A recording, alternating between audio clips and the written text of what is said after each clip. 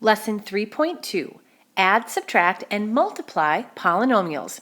In this lesson, we'll do just that. When you're grouping polynomials together, what you're looking for are like terms, terms that have the same variable and exponent. If you're adding and subtracting, we're just going to simply combine like terms. For the two examples on the right, we have A and B, add or subtract the polynomials.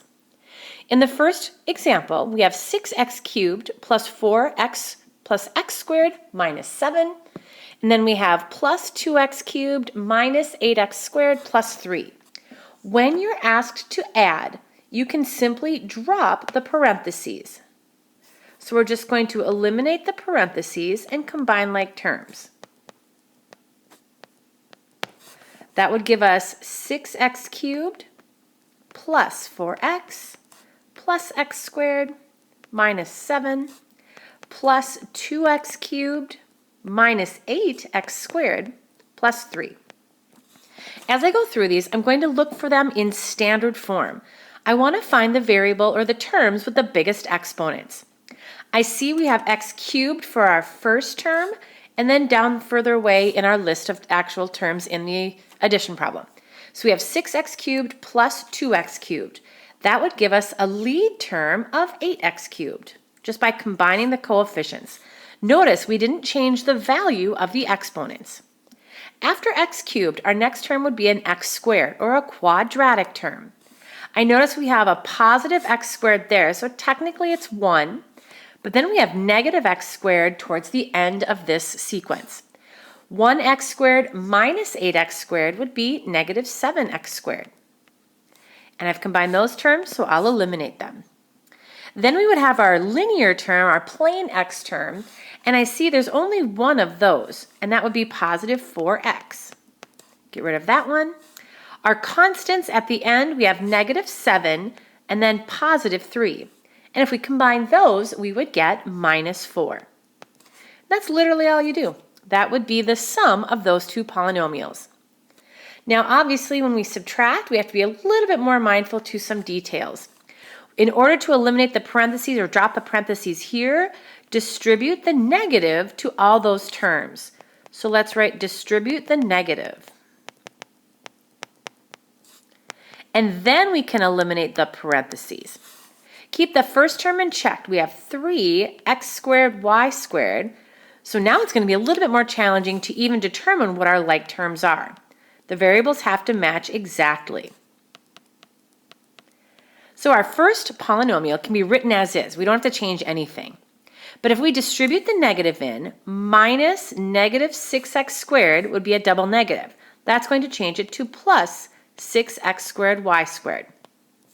Then if we do minus positive 2xy squared, that would be a negative.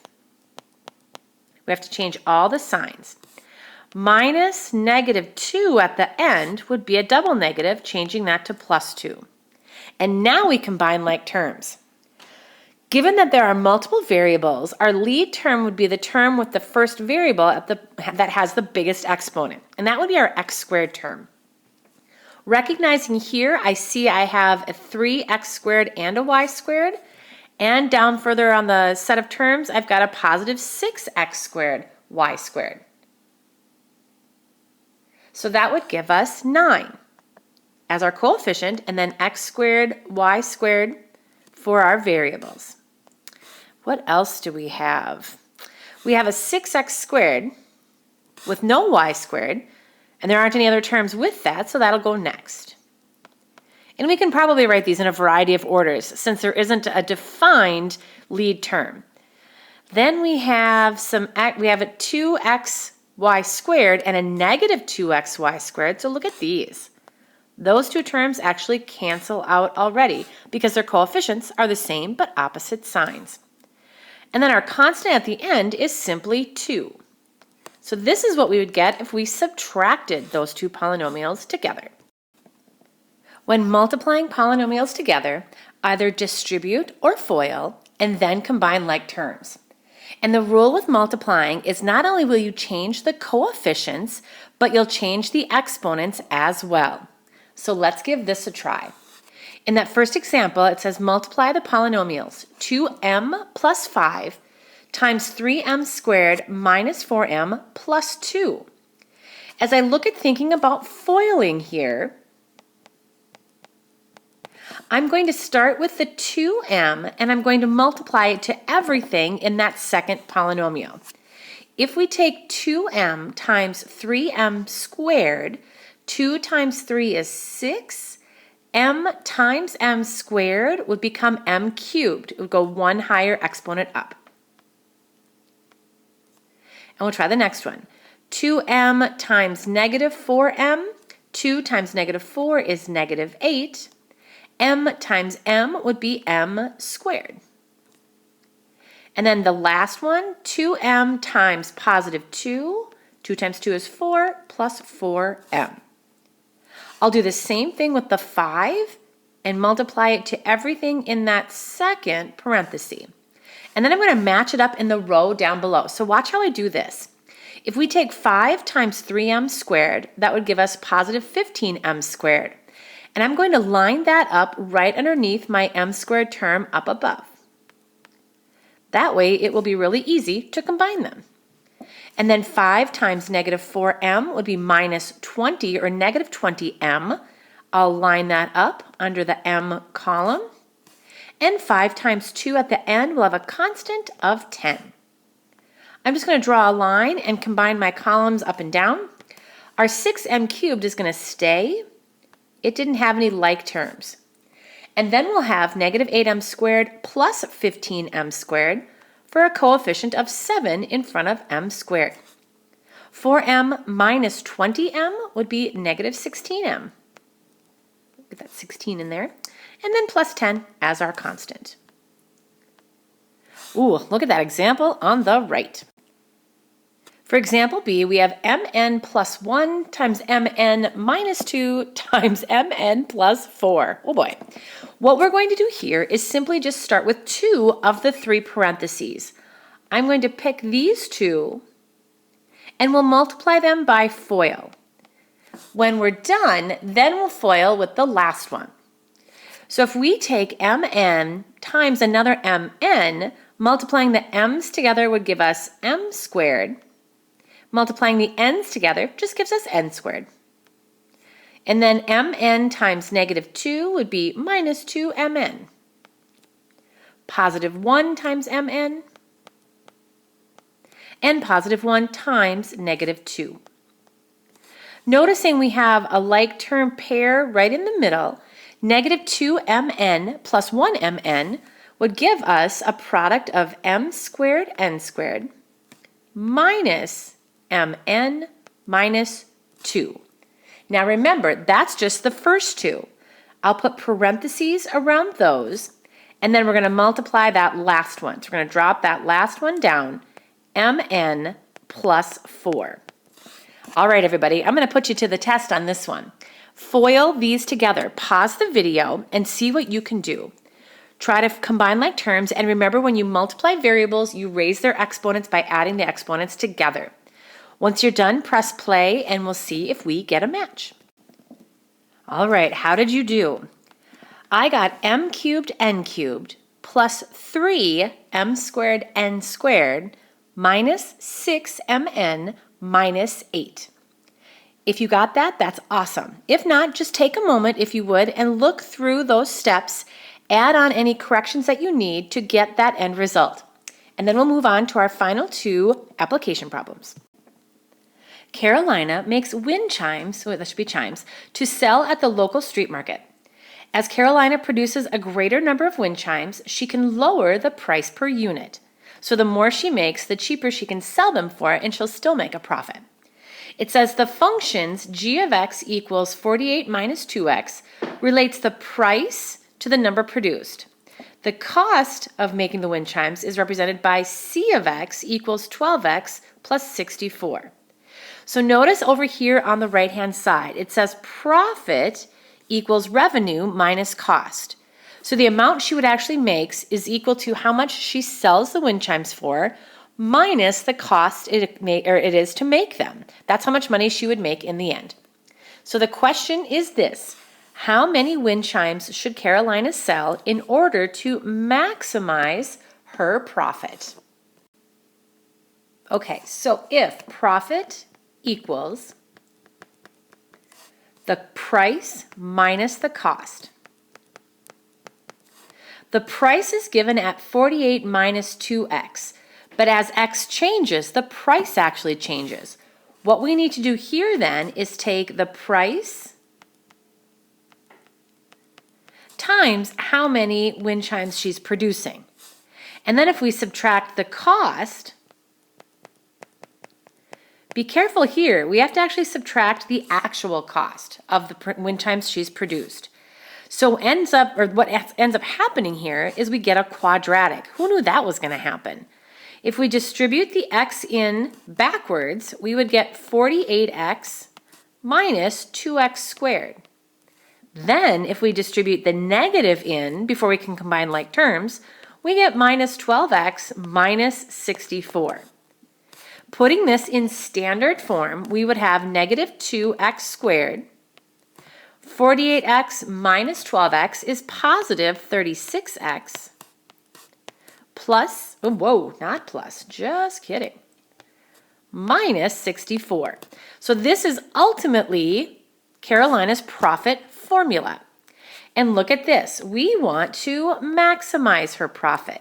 So anytime we maximize, what are we looking for? In a quadratic, we're looking for the vertex. Yay!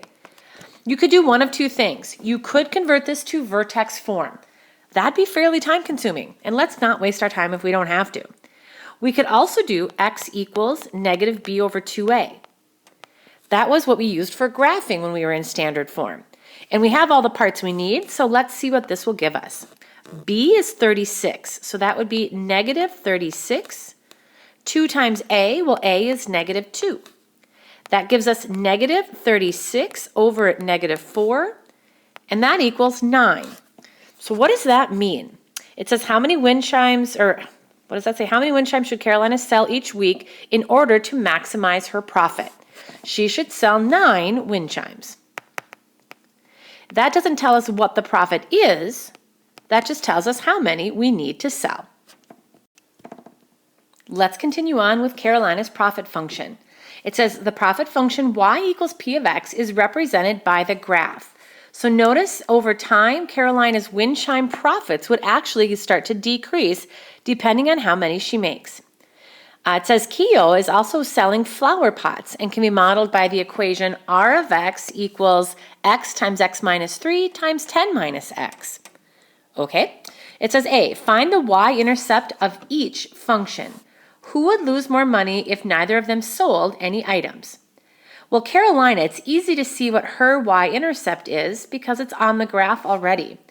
Carolina would be short a little bit of money right from the get-go. It must be the kind of maybe the profit, or not the profit, but the cost of buying the materials she needs to make her wind chimes. So for Carolina, she's already at negative $64. But Keo, we're not totally sure. So to figure out what Keo's y-intercept would be, we have to plug in 0 for x. And then simplify. So I guess that's not really so bad. It says r of x would be r of 0. If we take, hang on, let's make that equals right there.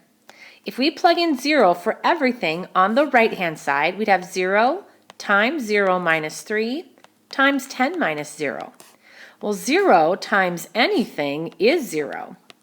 So it appears that Keo doesn't lose any money right out of the gate. Maybe he already had flower pots and he's like, I'm just going to sell them. So it looks like Carolina would actually look to lose more money if neither of them sold any of their items. That was kind of a strange problem, but we'll move on.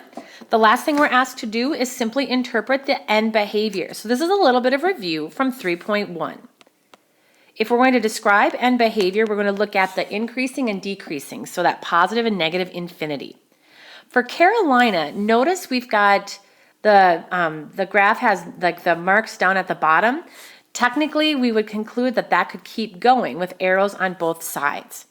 So that would mean that her function is an even function, and it is because it was quadratic. So since Carolina's was quadratic, Get that I in there. There we go. We know that her function was an even function. And that a value on the other page was negative, so that would mean that a is less than 0. To apply our end behavior rule, remember we have our template for x. As x goes towards negative infinity on the left, and as x goes towards positive infinity on the right. What happens to Carolina's graph? Well, notice both the left side where the y-intercept is and over on the right side are at the bottom, so they're both technically pointing down. That would mean your y value is decreasing in both directions as x goes left and right. But for Keo, we're not totally sure yet. We've got to do some detective work. I see 3 x's, so what that's going to mean is that's going to be a cubic function, and that's going to be an odd function. So we now just need to decide, is that going to be greater than 0 or less than 0? And the graph here isn't necessary. I'm not quite sure why I put that there. So just draw a fun little swirl and move on. Keo's equation was r of x equals x times x minus 3 times 10 minus x. So if we, let's see, what could we do here? If we distribute this x in, we'll multiply those first two together. That would be x squared minus 3x. That wasn't so bad. But then we'd have to FOIL it with 10 minus x. Ooh, okay. All right, let's do this. If we do x squared times 10, that would be 10x squared. And x squared times negative x would be negative x cubed. Well, we said it was cubic, which is odd. I'm guessing that's going to be our lead coefficient, but let's just verify. Negative 3x times 10 would be negative 30x. And negative 3x times negative x would be positive 3x squared. So I got kind of a mess going there. All right, if I write this from biggest to smallest in standard form, we would have negative x cubed, and then we'd have plus 13x squared, and then our last term would be minus 30x. So notice that lead coefficient is technically negative 1, so that means it's also less than 0. For Keo's end behavior then, we start off with our template like we normally do, and we'll use that with x. So as x goes towards negative infinity, and as x goes towards positive infinity, we need to determine, I guess we don't have to put the plus for infinity. I don't know why I wrote that in there, sorry. We'll just leave that as is for now, that's fine. What will y do? Well, if it's an odd function, remember the arrows go in opposite directions. And if a is negative, on the left-hand side, y actually goes towards positive infinity. But on the right-hand side, it goes towards negative infinity. So that's just using that infinity notation to describe end behaviors for these polynomial functions. Whew, all right, there you go. That is lesson 3.2.